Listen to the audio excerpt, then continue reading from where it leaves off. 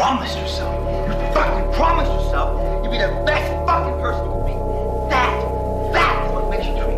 That is what makes muscles grow. Nobody fucking knows the secret. That is it. Ready for the job. Ready for the job. Ready for the job. Ready for the job.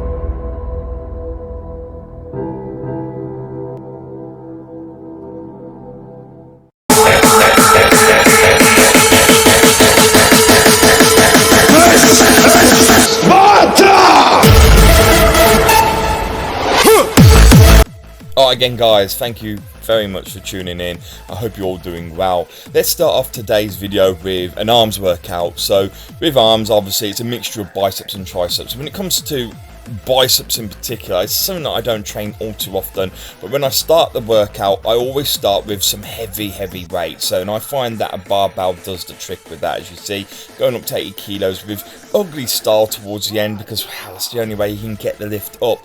But you know, it's a way of working the deep fibers and building up strength.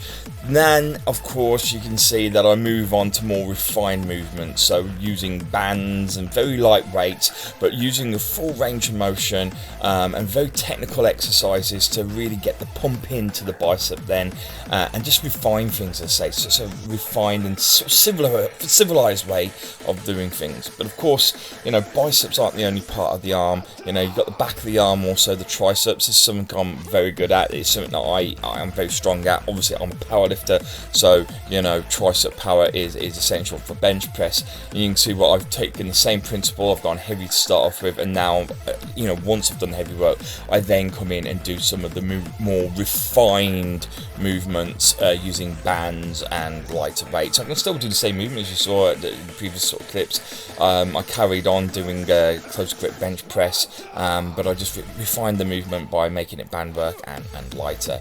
Then of course here you see French press. This is a stricter sort of more, I feel, superior range of motion to the skull crushers.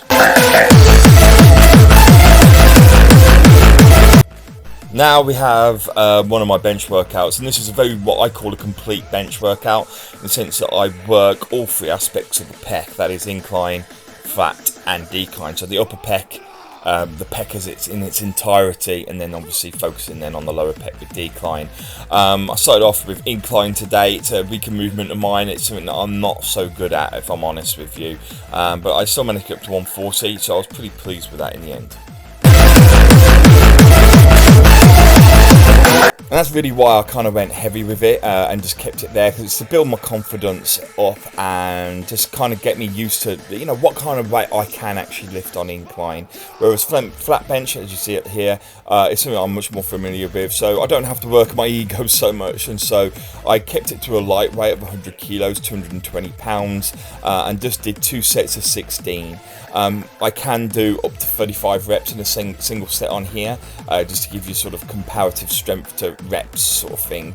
I sometimes feel it's better to get the reps over multiple sets rather than just one big set sometimes.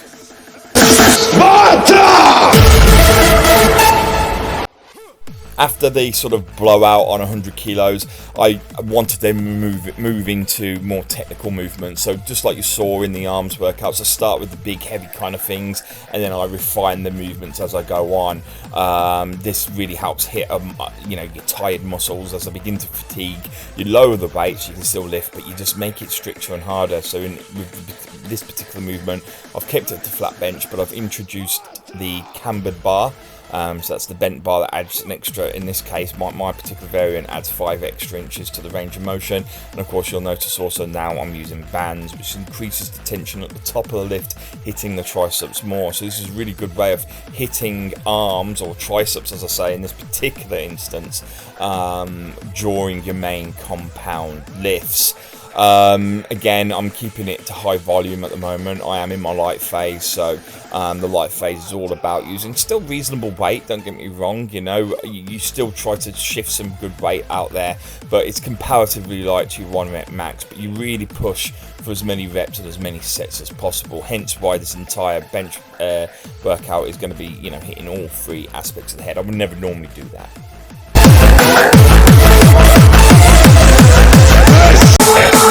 Well, decline is actually my favourite variation of bench press. I really enjoy it. It really suits me.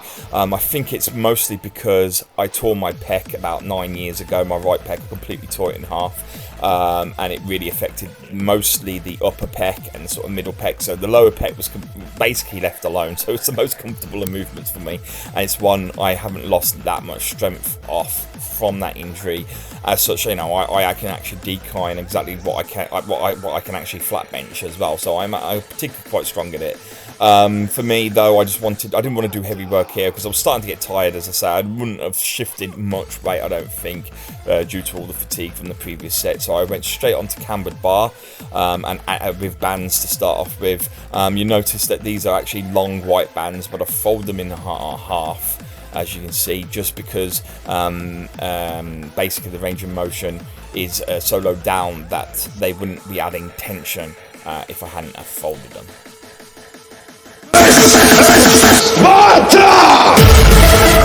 So I actually kind of did the opposite with the decline. I started off with the more technical way, using bands and stuff, and then as I got more and more tired, I took them off so that I could continue going heavier. Sometimes it's nice to just do it in reverse, almost like doing a reverse pyramid in that essence. It just shocks the muscles, keeps your mind fresh, and really just helps with pumping up that workout. Alright guys, well thank you for now for watching. Please tune in again soon. Ta-ta from me, and bye-bye.